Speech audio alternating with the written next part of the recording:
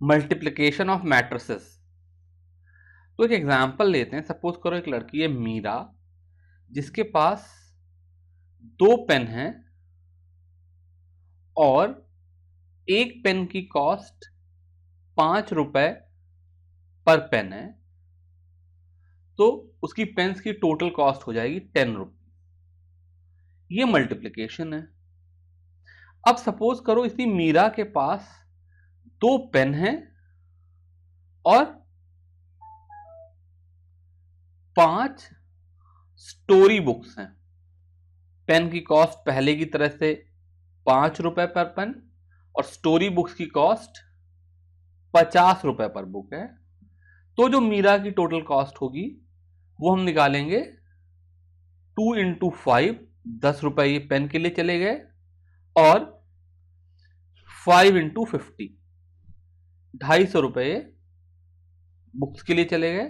तो total cost हो गई 260 रुपीज। अब सपोज करो मीरा अकेली नहीं है, एक और कोई स्टूडेंट है, से नदीम। नदीम को 8 पेन चाहिए और 10 स्टोरी बुक्स चाहिए। तो नदीम की जो रिक्वायरमेंट हो जाएगी वो हो जाएगी 8 इंटू 5, 40 रुपए पेन के लिए, और 10 इंटू 50, 500 रुपए स्टोरी बुक्स के लिए। और इस तरीके से नदीम का जो टोटल रिक्वायरमेंट हो जाएगी वो हो जाएगी 40 + 500, 540 रुपीज। अब ये जो पूरी कैलकुलेशन है, इसमें 2 की बजाय 10 बच्चे हो सकते थे, 50 बच्चे हो सकते थे। पेन और स्टोरी बुक की तरह से पेन, स्टोरी बुक, पेंसिल, या इस तरीके के 10 तरह के और आइटम हो सकते थे। तो जैसे जैसे अमाउंट ऑफ सब्सटेंस बढ़ेंगे या जैसे जैसे नंबर ऑफ स्टूडेंट्स बढ़ेंगे, वैसे वैसे कैलकुलेशन कॉम्प्लेक्स होती जाएगी। इस कैलकुलेशन को किसी तरीके से हम एक सिस्टमैटिक ऑर्डर में प्रेजेंट करने के लिए और फिर उसे कैलकुलेट करने के लिए मैट्रिसेस का यूज करते हैं। और जिस तरीके से हम अमाउंट ऑफ सब्सटेंस को उसके प्राइस से मल्टीप्लाई करके हम रिक्वायरमेंट ऑफ मनी निकाल ले रहे हैं, इसी तरीके से मेरे पास एक अमाउंट ऑफ सब्सटेंस को कैरी करने वाली मैट्रिक्स होगी और एक प्राइस मैट्रिक्स होगी, और इन दोनों मैट्रिसेस को हम मल्टीप्लाई करके टोटल मनी रिक्वायरमेंट निकाल लेंगे।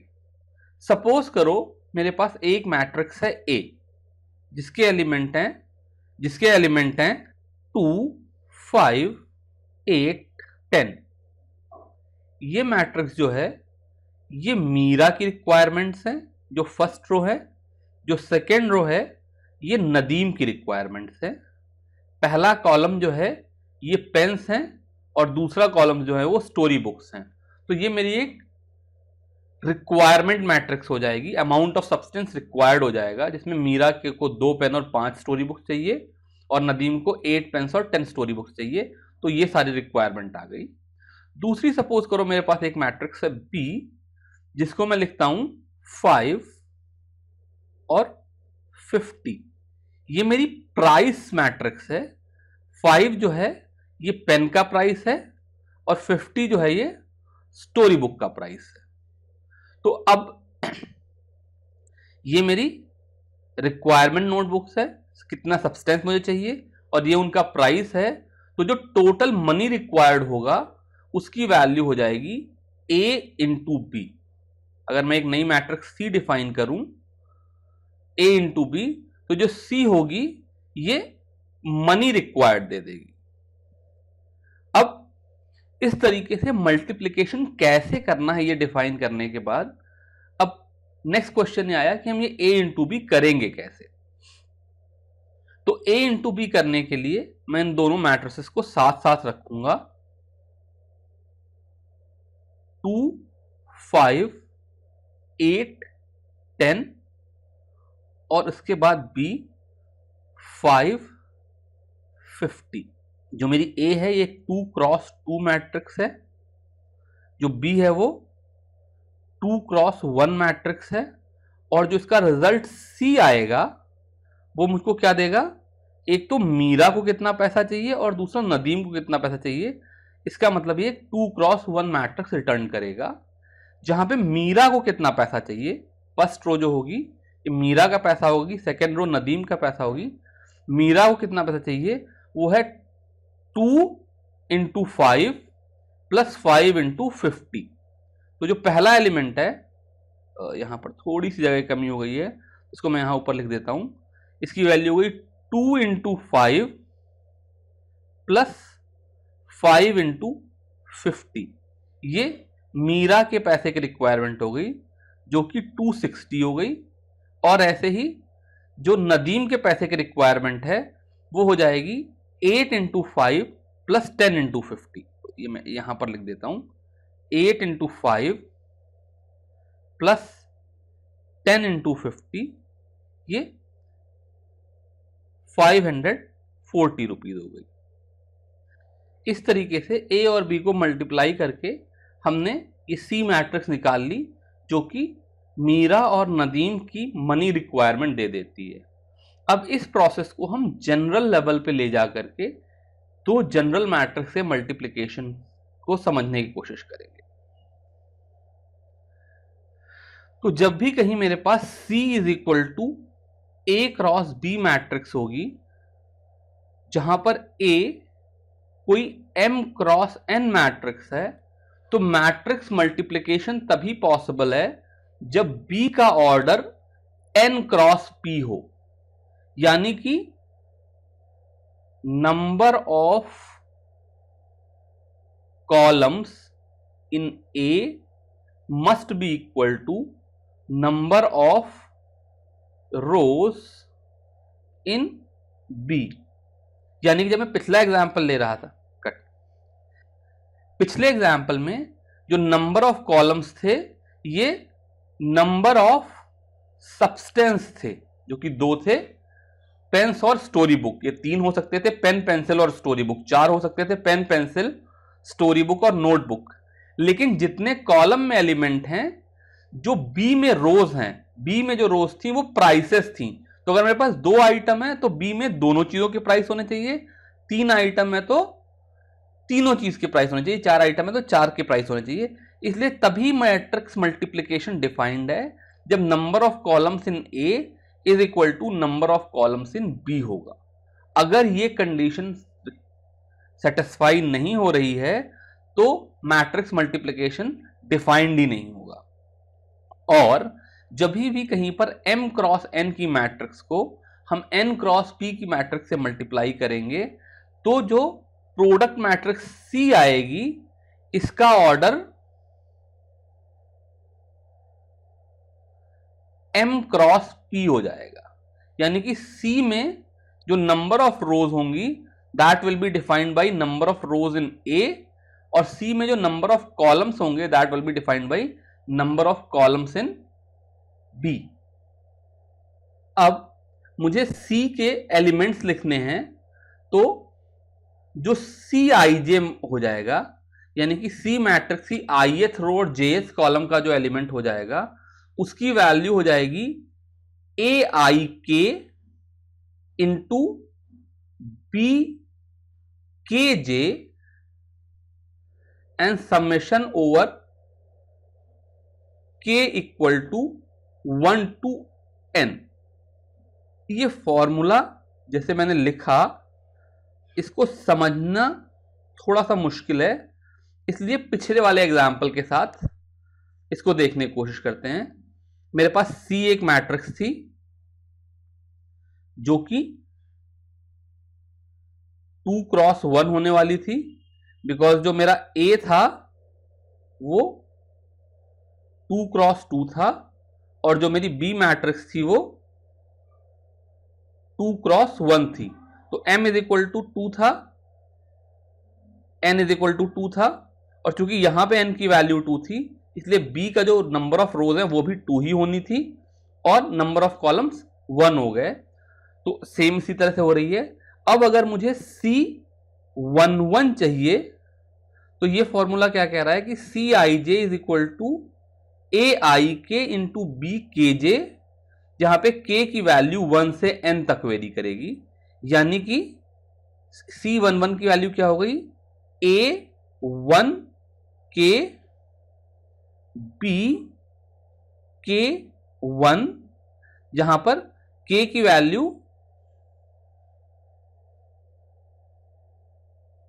1 से 2 तक जा रही है।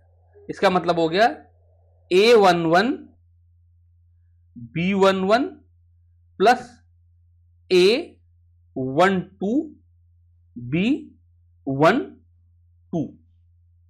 यहां पर मैं पिछले मैट्रिक्स से नंबर भर देता हूं।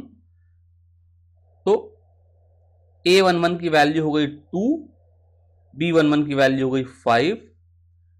2 इंटू 5 क्या हो गया, मनी रिक्वायर्ड फॉर पेन। और A12 की वैल्यू हो गई 5 और B12 की वैल्यू हो गई 50। ये हो गया money required for story book. तो टोटल 260 हो गया, यहां पर 260 आ गया। और ऐसे ही C21 जो अगला एलिमेंट है सी का सेकेंड रो का फर्स्ट कॉलम का एलिमेंट, इसकी वैल्यू हो जाएगी summation k equal to 1 to 2 because n की वैल्यू 2 है, A2k BK1 AIK BKJ, तो i की वैल्यू 2, j की वैल्यू 1, तो A2k BK1। इसका मतलब क्या हो गया, A21 into B11 plus A22 into B21। A21 की वैल्यू हो गई 8 into 10 plus 10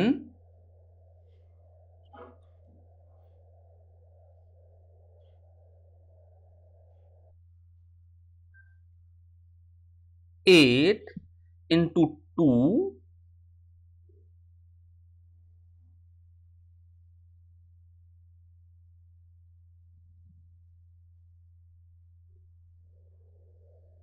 8 into 5 plus 10 into 50, ये हो गया 540। यानी कि C21 की वैल्यू हो गई 540। इस तरीके से हम मैट्रिक्स मल्टीप्लिकेशन करेंगे। अब एक मैट्रिक्स मल्टीप्लिकेशन का नया प्रॉब्लम देखते हैं। सपोज करो C एक मैट्रिक्स है जिसके एलिमेंट 1 -1 और 2 0 3 4 हैं, और D एक दूसरी मैट्रिक्स है जिसके एलिमेंट 2 7 -1 1 और 5 -4 हैं, और मुझे E is equal to CD निकालना है। तो यहाँ पे C को देखें तो यहाँ पर 2 रो और 3 कॉलम है, तो इसका ऑर्डर 2 क्रॉस 3 हो गया। D में 3 रोज और 2 कॉलम है, तो इसका ऑर्डर 3 क्रॉस 2 हो गया। C में number of column is equal to D में नंबर ऑफ रोज हैं, इसलिए यहाँ पर मैट्रिक्स मल्टीप्लिकेशन पॉसिबल है। मैंने कहा था अगर C का ऑर्डर या पहली वाली मैट्रिक्स का ऑर्डर m क्रॉस n हो और दूसरे का n क्रॉस p हो, ये दोनों चीजें इक्वल हो, तो मैट्रिक्स मल्टीप्लिकेशन पॉसिबल होता है।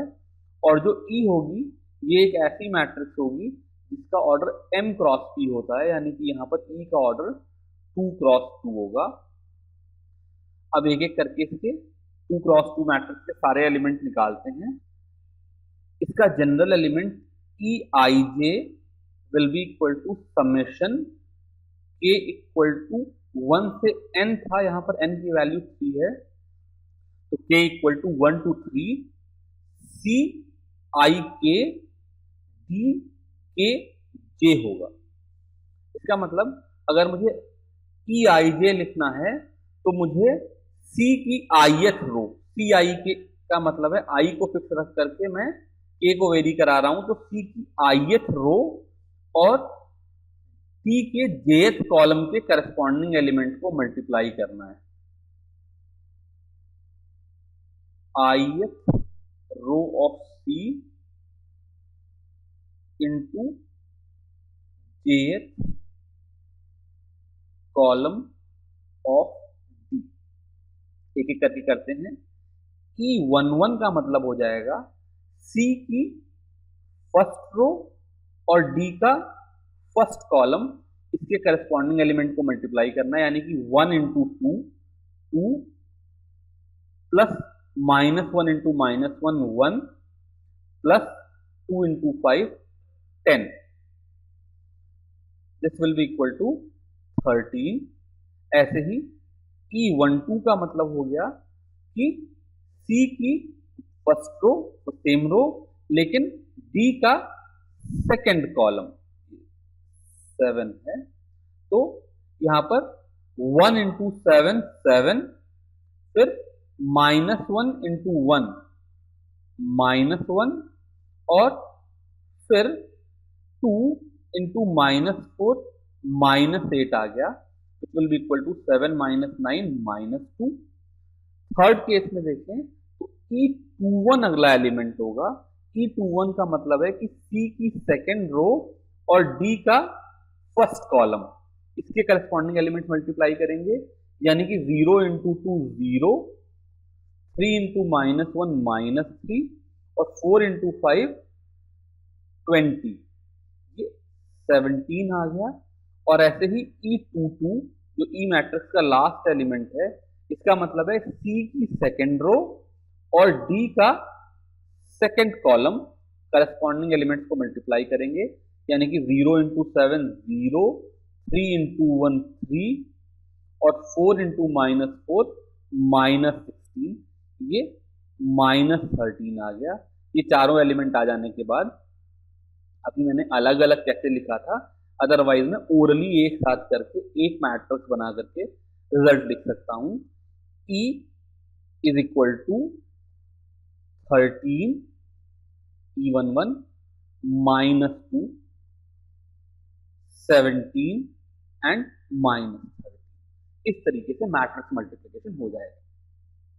Let's get back to some of the solved example. तो सॉल्व्ड एग्जांपल करेंगे, तो उन्होंने कहा find A B if A is equal to this matrix and B is equal to this matrix.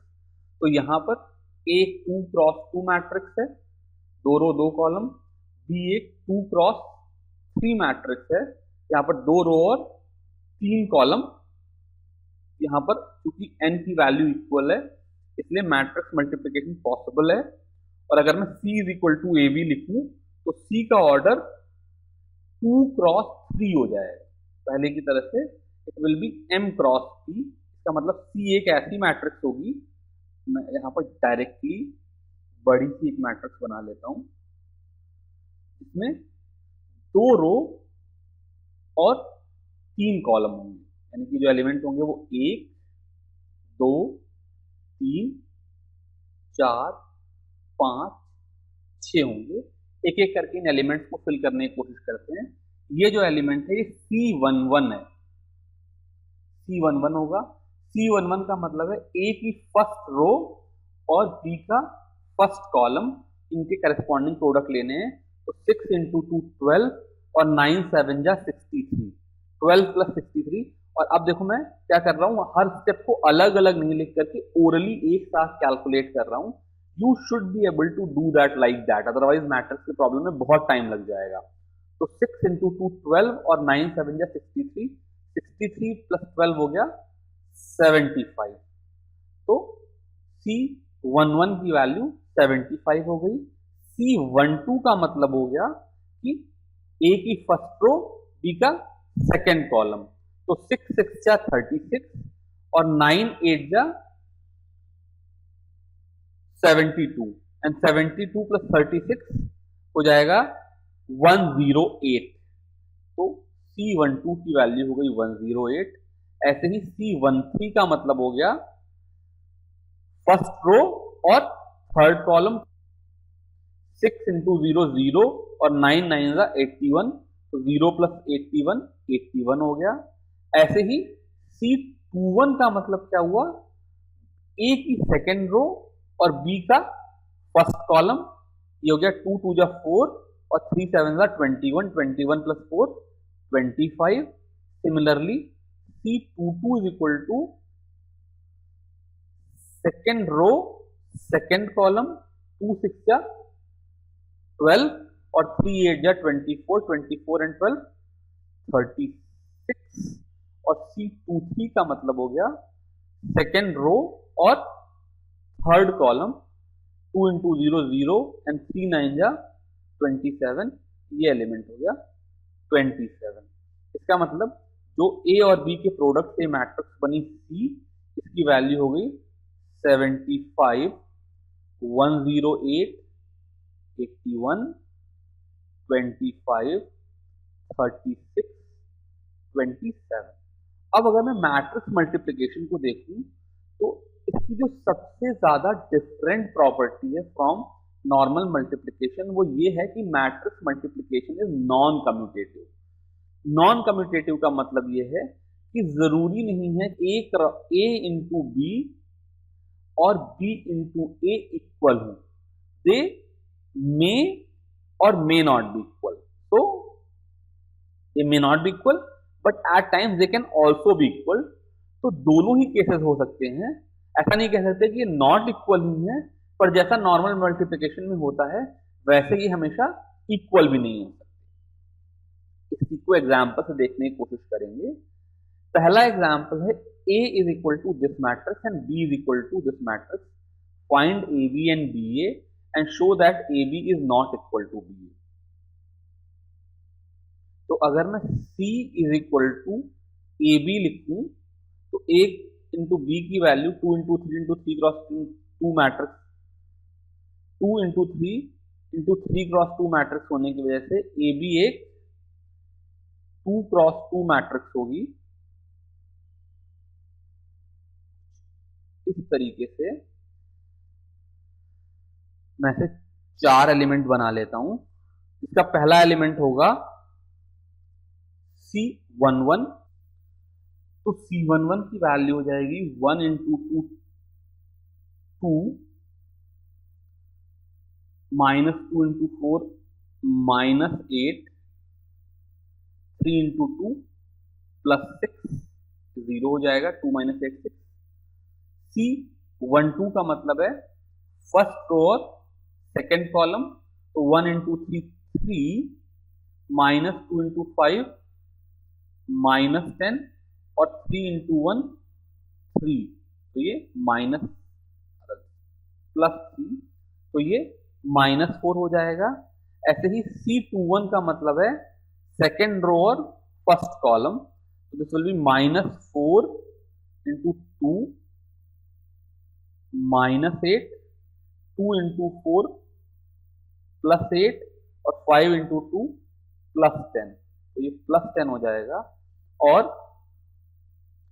C22 जो उसका last element है उसके लिए सेकेंड रो और सेकेंड कॉलम लेना पड़ेगा, तो यहां पर -4 इंटू 3 -12 2 इंटू 5 प्लस 10 और 5 इंटू 1 प्लस 5 आ जाएगा। तो इसका मतलब C एक ऐसी मैट्रिक्स है इसके एलिमेंट हैं 0 -4 10 और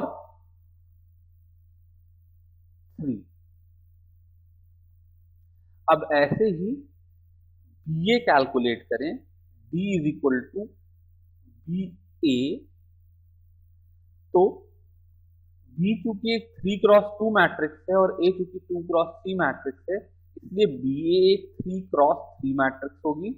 तो वैसे ही D की वैल्यू C के इक्वल नहीं हो सकती, और इसकी वैल्यू कैलकुलेट करना चाहें तो यहाँ पर 3 क्रॉस 3 मैट्रिक्स का मतलब है 9 एलिमेंट होंगे, 1 2 3 4 5 6 7 8 9, जहां पर D11 की वैल्यू हो जाएगी B की फर्स्ट रो और A का first column, which is 2 into 1 2 plus 3 into -4 -12। D12 की वैल्यू हो जाएगी B की फर्स्ट रो और A का second column, this will B 2 into -2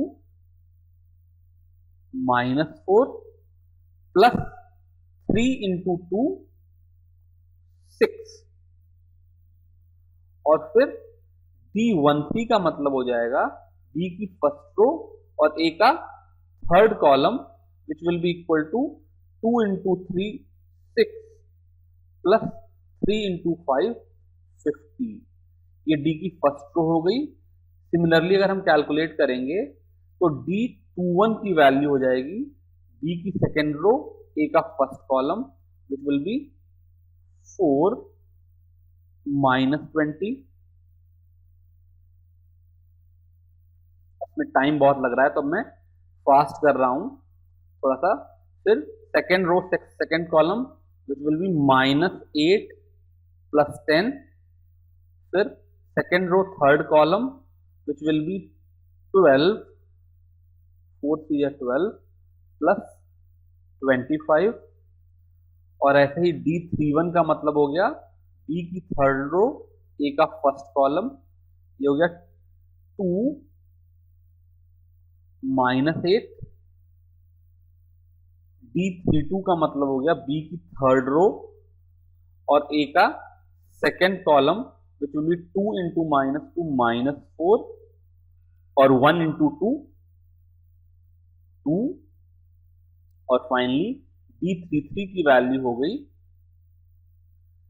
third row of B and third column of A which will be 3 into 2 6 plus 1 into 5 11।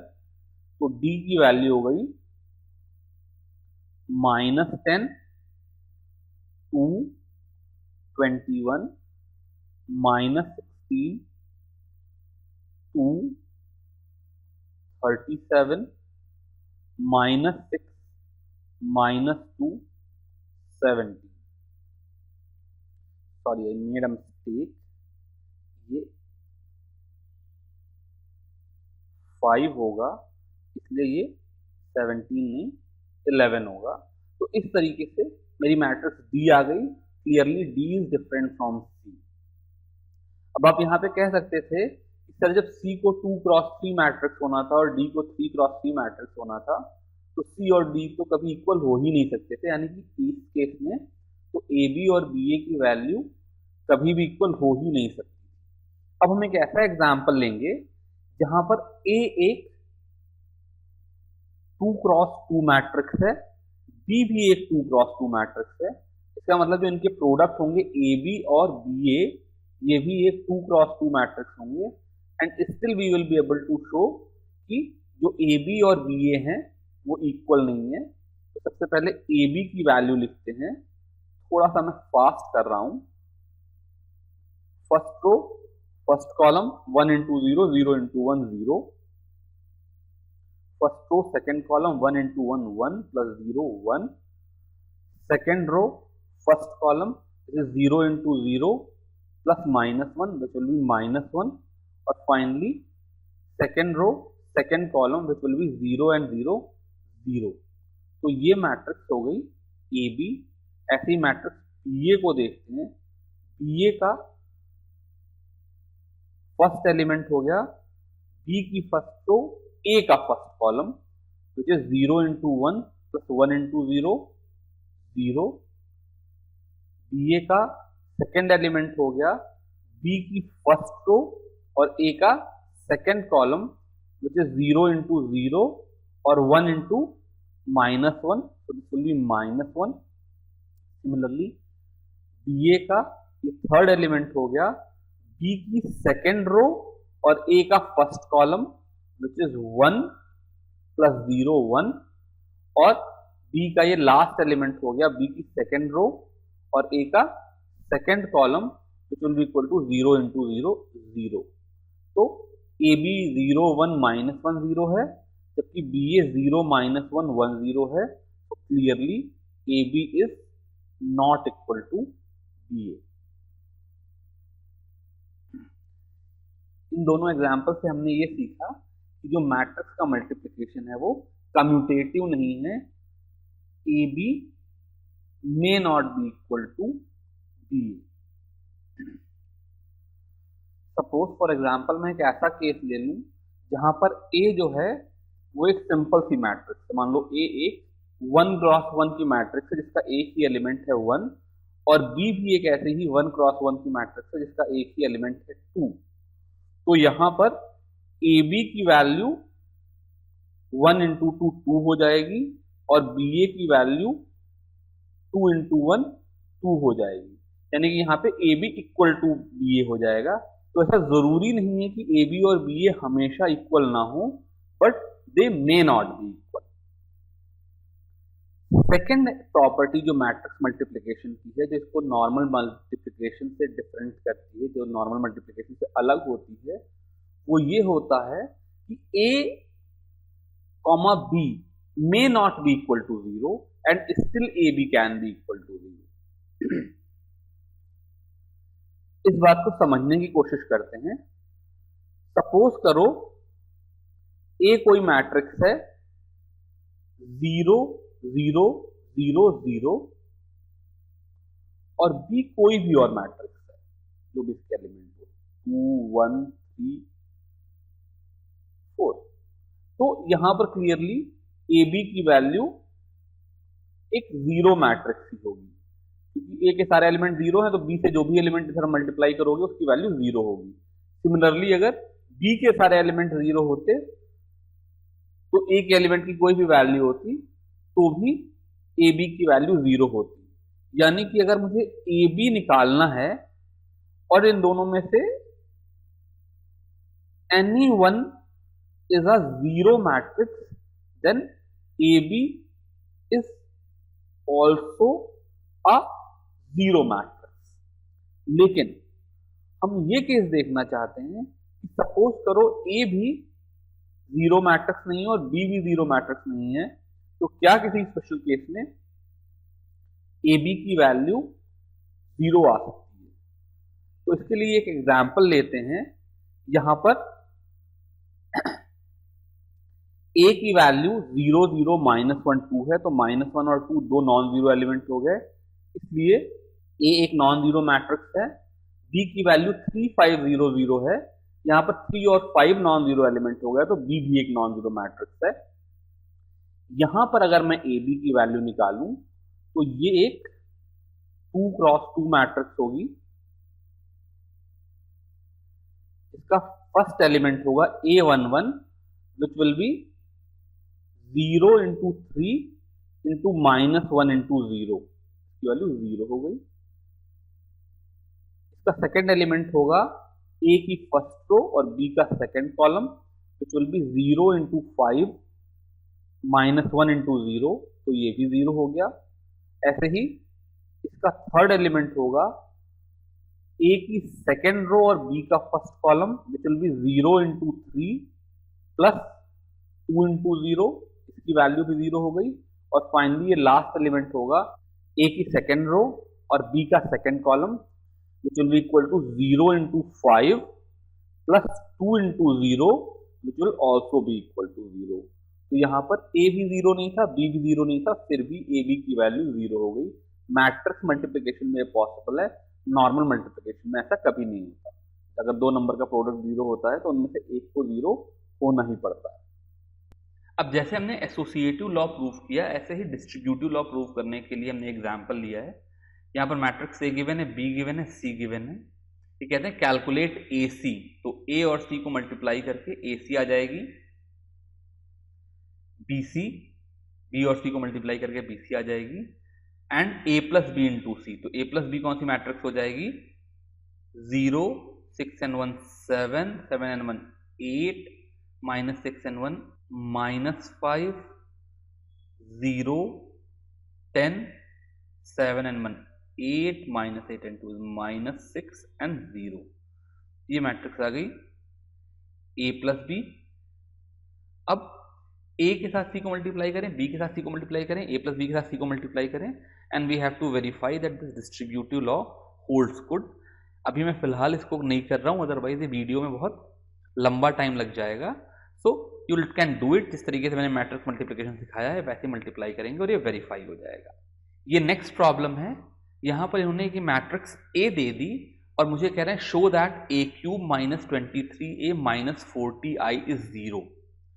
तो जिस तरीके से ये मैट्रिक्स ए है, अगर A को A से मल्टीप्लाई करूं तो मुझे एक मैट्रिक्स A स्क्वायर मिल जाएगी, और फिर A को A स्क्वायर से मल्टीप्लाई करूं तो मुझे मैट्रिक्स A क्यूब मिल जाएगी। तो यहां से ये A क्यूब वाला टर्म आ जाएगा।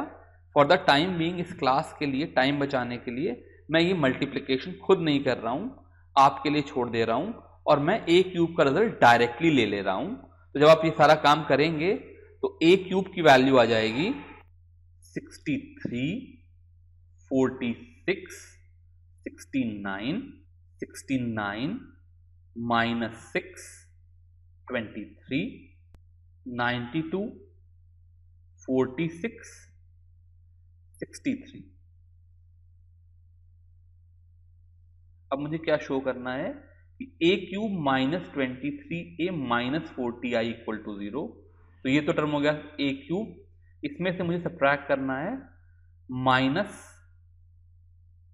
23A। माइनस 23A का मतलब हो गया कि हर A के एलिमेंट को A से मल्टीप्लाई कर लूं, तो ये कुछ इस तरह की मैट्रिक्स हो जाएगी 23A, यहाँ पर 23 आ जाएगा, यहाँ पर 46, यहाँ पर 69, 69 माइनस 46, 23 एंड 23 फोर द 92, 46 और 23। ये मैट्रिक्स आ गई 23A, और फिर 40I एक ऐसी मैट्रिक्स हो जाएगी जो कि एक 3x3 ऑर्डर की आइडेंटिटी मैट्रिक्स को 40 से मल्टीप्लाई करने पे बनी है। तो यहां पर ध्यान देने वाली बात है कि A क्यूब और A दोनों ही 3x3 मैट्रिक्स हैं, तो I भी मैं 3x3 के ही ऑर्डर का लूंगा। तो 40I के जो डायगोनल एलिमेंट है 1 इंटू 40, ये 40 हो जाएंगे, और जो नॉन डायगोनल एलिमेंट है वो 0 इंटू 40 0 हो जाएंगे। तो ये मैट्रिक्स आ गई 40I। अब A क्यूब आ गया, 23A आ गया और 40AI आ गया। यहां पर A cube minus 23A minus 40I करके देखेंगे तो मुझे एक 0 मैट्रिक्स मिलेगी। एक ऐसी मैट्रिक्स मिलेगी जो कि 3x3 मैट्रिक्स होगी जिसके ऑल 9 एलिमेंट्स आर 0। सारा कैलकुलेशन मैं यहां पर नहीं दिखा रहा हूं, जस्ट टू सेव टाइम। अब एक वर्ड प्रॉब्लम है, ये कह रहे हैं in legislative assembly election a political group hired a public relation firm to promote its candidate in 3 ways: telephone, house calls and letters. The cost per contact in paisa is given by this. तो यानी कि एक phone call करने के 40 पैसे लगते हैं, किसी के घर जाने पे 1 रुपया लगता है, और चिट्ठी लिखने पे 50 पैसा लगता है। क्लियरली काफी पुराने जमाने की बात है, पर चलो मान लेते हैं टेलीफोन कॉल शायद अभी भी 40 पैसे में चल जाए। अब the number of contacts in 2 cities X and Y is given by B। तो इसका मतलब जो सिटी X है उसमें तुम्हें 1000 लोगों को टेलीफोन करना है, 500 लोगों के घर जाना है और 5000 लेटर्स लिखने हैं। ऐसे सिटी Y में 3000 लोगों को कॉल करनी है, 1000 लोगों के घर जाना है और 10,000 लेटर लिखने हैं। तो हमें बताना है कि total amount spent in city X and Y कितना होगा। सपोज करो मुझे मैट्रिक्स मल्टीप्लिकेशन पता नहीं होता और मुझे सिंपल इस प्रॉब्लम को करना होता, तो कोई मुझसे पूछता है कि सिटी X में कितना पैसा लगने वाला है, तो तुम कहते कि 1000 फोन कॉल करनी है, तो मैं इसे रुपीज में कन्वर्ट कर लेता हूं। तो 0.4 इंटू 1000 जो कि 400 रुपए फोन कॉल के लगेंगे, प्लस 1 इंटू 500 500 रुपए लोगों के घर जाने के लगेंगे, प्लस 0.5 इंटू 5000 ये 2500 रुपए लोगों को चिट्ठियां लिखने में लगेंगे। तो ये 2500 प्लस 500 प्लस 400 ये 3400 का खर्चा होता। ये नॉर्मल कैलकुलेशन होती है विदाउट मैट्रिक्स मल्टीप्लिकेशन।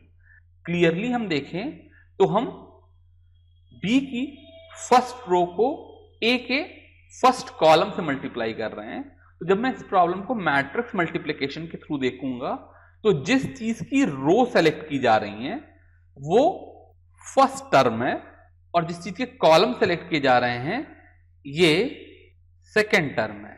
यानी कि अगर मैं एक matrix C is equal to B into A define करूं तो B मेरी एक 2x3 मैट्रिक्स है, 2 रोज और 3 कॉलम, और ए मेरी एक 3x1 मैट्रिक्स है, तो जो इनका प्रोडक्ट होगा वो एक 2x1 मैट्रिक्स होगी, यानी कि एक ऐसी मैट्रिक्स होगी जिसका पहला एलिमेंट सिटी एक्स में टोटल कितना खर्चा हुआ है वो देगा, जो कि क्लियरली यही 3400 होगा, और इसका दूसरा एलिमेंट सिटी वाई में कितना खर्चा हुआ है वो देगा। तो हमको एक्स और वाई में कितना खर्चा हुआ है ये निकालने के लिए सिंपली मैट्रिक्स बी को मैट्रिक्स ए से मल्टीप्लाई करना है। मैट्रिक्स मल्टीप्लिकेशन आप अच्छे से जानते हैं, इसको करेंगे तो आपका रिजल्ट आ जाएगा।